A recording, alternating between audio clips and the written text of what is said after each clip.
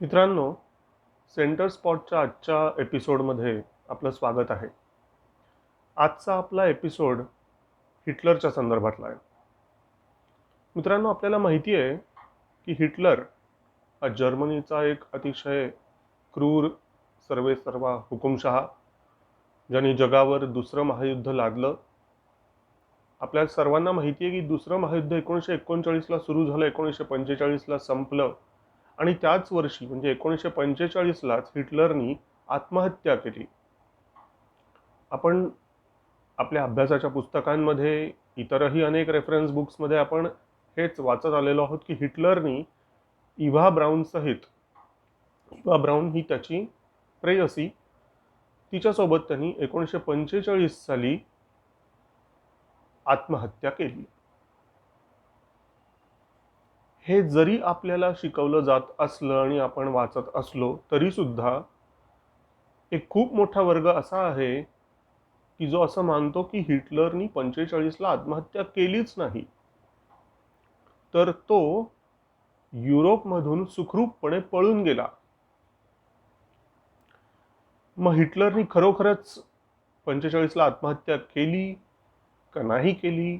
जर त्यांनी आत्महत्या केली नाही तर त्यांनी युरोपमधून पलायन कसं केलं? तो कुठे गेला? किती वर्ष राहिला? कोणत्या देशात राहिला? कसा राहिला?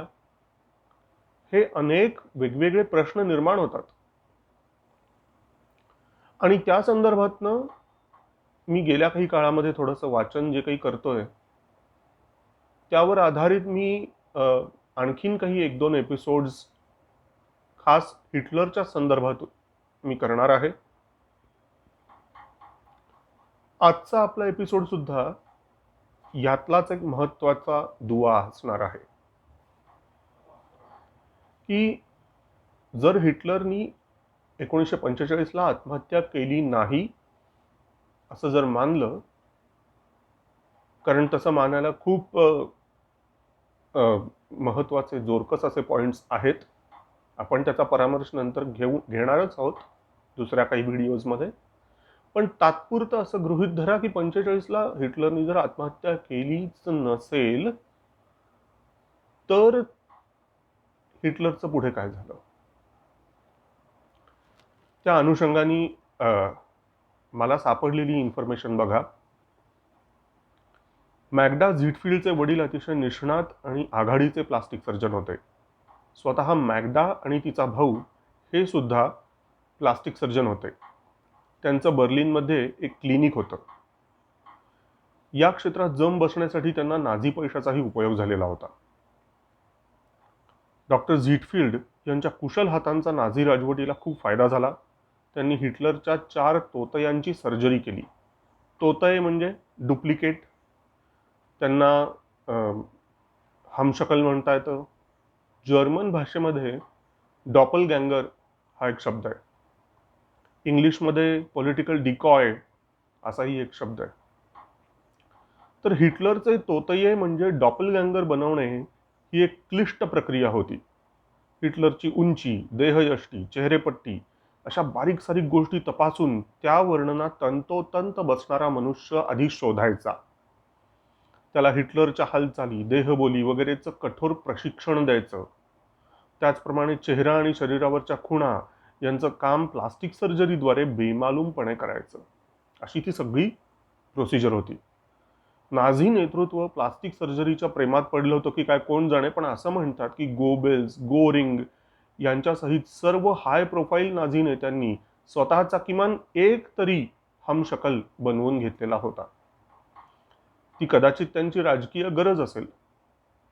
दुसरं महायुद्ध सुरू झालं आणि मॅग्डाला जर्मन आर्मीमध्ये भरती करण्यात आलं. तिथून तिची जर्मन हेर खात्यात नेमणूक झाली. 43च्या अखेरीस म्हणजे सप्टेंबर ते डिसेंबर या कालावधीत 3 हाय प्रोफाईल नाझी आसामी, 3 हाय प्रोफाईल नाझी व्यक्ती झिटफिल्ड यांच्या क्लिनिकमध्ये आले. अतिसुरक्षा आणि अतिगुप्तता यांच्या अटी झिटफिल्ड कुटुंबियांना पुन्हा पुन्हा घालण्यात आल्या. त्या तिघातला एक होता हिटलरचा विश्वासू असा मार्टिन बोरमन आणि दुसरा होता खुद्द हिटलर.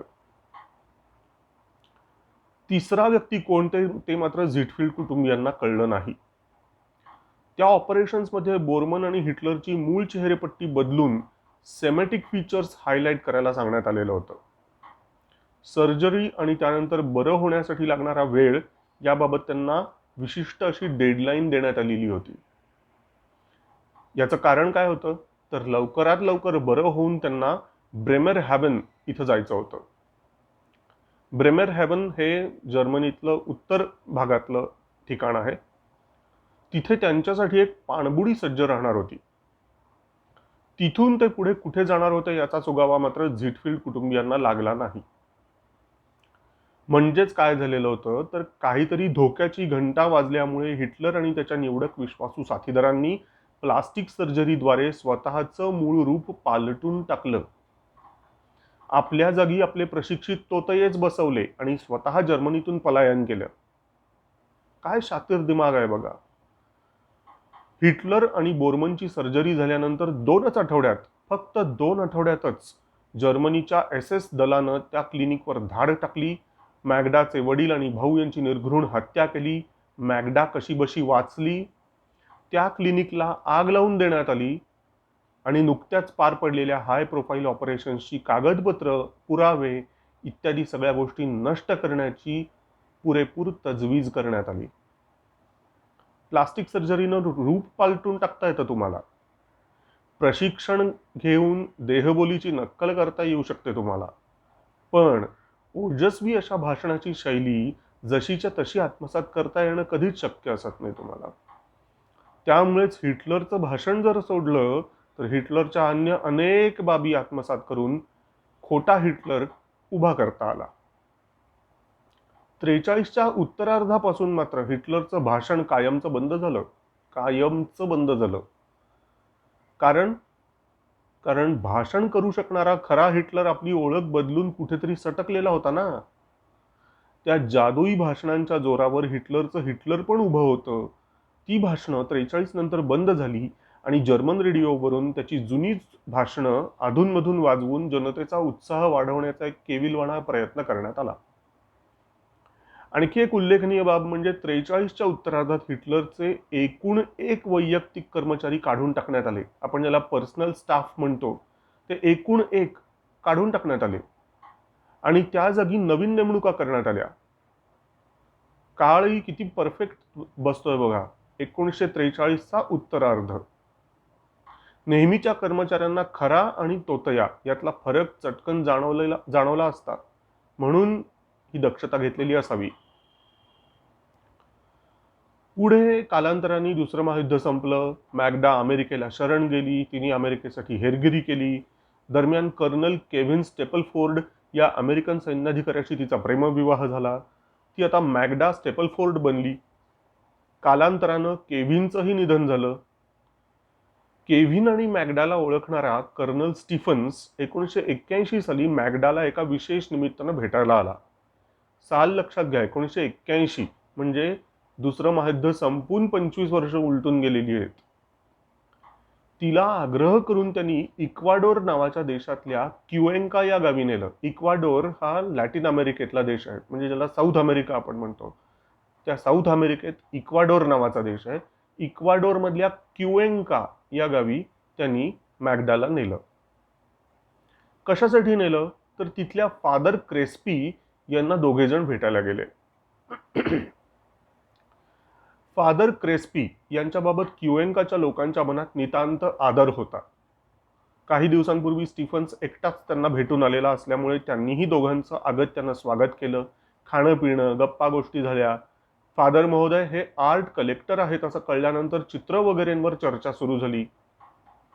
बोलता बोलता त्यांनी गोळा केलेलं आणि जतन केलेलं आर्ट कलेक्शन या दोघांना दाखवलं. त्यासाठी एक स्वतंत्र दालनच तयार करावं लागलेलं होतं. ते सगळं कलेक्शन इतकं प्रचंड महाग होतं की काय विचारायची सोयच नाही. त्यातली बहुतेक सर्व चित्र युरोपियन होती. त्यातलं एक चित्र तर मॅगडा कधीच विसरू शकणार नाही. कारण ते चित्र राईक्स चॅन्सलरी ऑफिसमध्ये हिटलर बसत असे त्या मागच्या भिंतीवर लावलेलं होतं आणि ते चित्र त्याचं आवडतं चित्र होतं. फादर क्रेस्पिनचा पूर्वेतिहास मॅगडा आणि स्टीफन्सला त्यांच्यासोबत गप्पांमधून समजला. अस्खलित इटालियन बोलणारे क्रेस्पी म्हणाले की ते मूळचे उत्तर इटलीचे, त्यातही ऑस्ट्रियन इटालियन परिवारातले.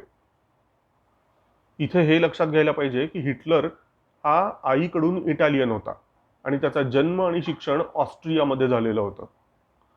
शाळेत इटालियन भाषा त्याची अनिवार्य होती, त्यामुळे हिटलरला अस्खलित इटालियन बोलता येत असे.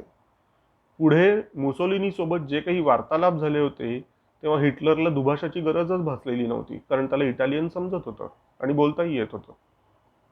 तर फादर क्रेस्पी हे 1943 साली व्हॅटिकन सिटी इथे दाखल झाले.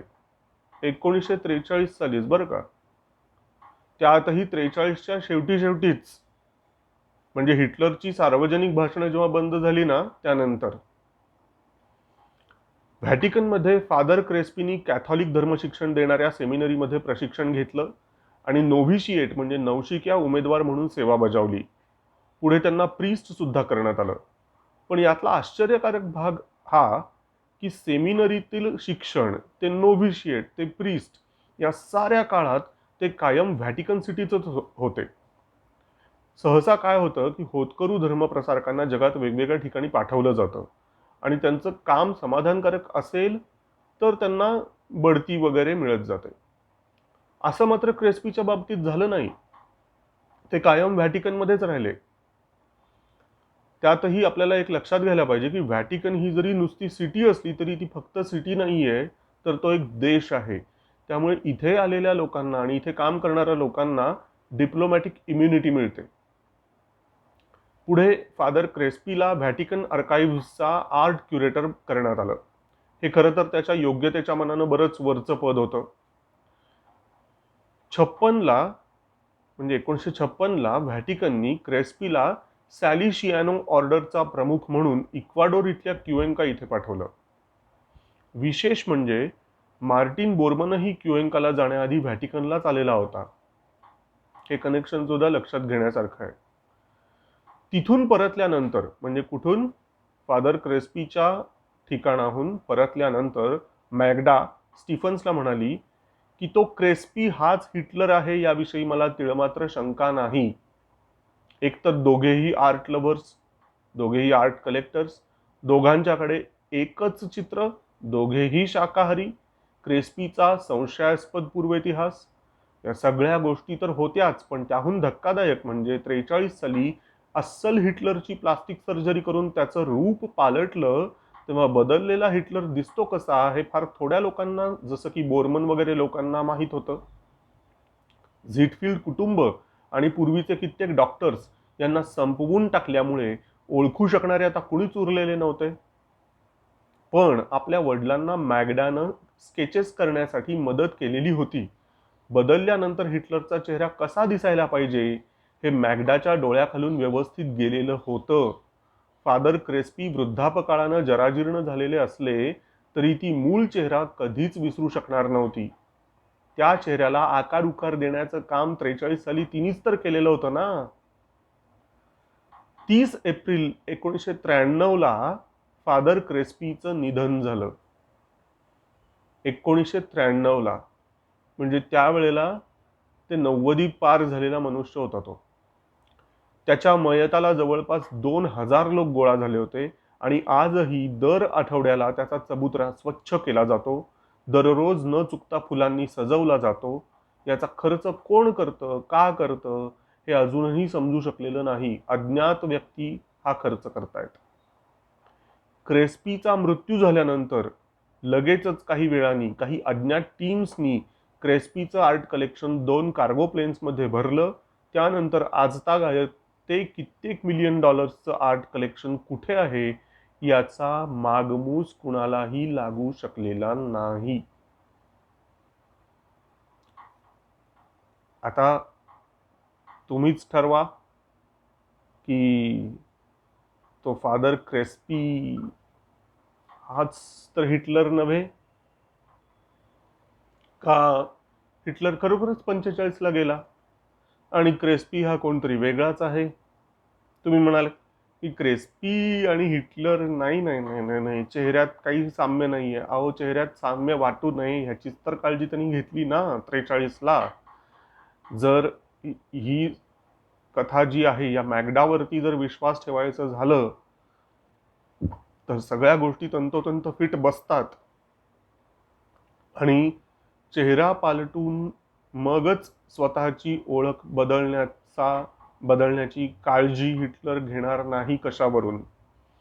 ज्यांनी स्वतःच्या जिवंतपणी कित्येक तोतये म्हणजे डुप्लिकेट्स तयार करून ठेवले आणि एवढी पुरेपूर काळजी घेतली, तो स्वतःच्या मृत्यूचं नाटक उभं करू शकणार नाही का? असं म्हणजे एक कथा रचू शकणार नाही का? हिटलरच्या आत्महत्येची कथा रचायची आणि स्वतः एक वेगळीच भूमिका पार पाडायची, अशी एक शक्यता, ही अर्थातच एक शक्यता आहे. आपल्याकडे पुरावा कुठलाच नाही आहे. आपण एक मात्र करू शकतो की पुढच्या व्हिडिओजमध्ये मी तुम्हाला काही गोष्टी, तुमच्या पुढे काही प्रश्न उपस्थित करीन की तात्पुरतं आपण मान्य करू जे मेनस्ट्रीम मधल्या लोकांना वाटतं की हिटलरनी 45ला आत्महत्या केली. आपण गृहीत धरूया की हिटलरनी खरोखरच 45ला आत्महत्या केली आणि मग काही प्रश्न आपण उपस्थित करू. ते प्रश्न आपल्याला सुटतायत का याचा विचार करू आणि त्यातून काही निष्कर्ष निघतायत का बघूया. पुढच्या एपिसोडपर्यंत नमस्कार.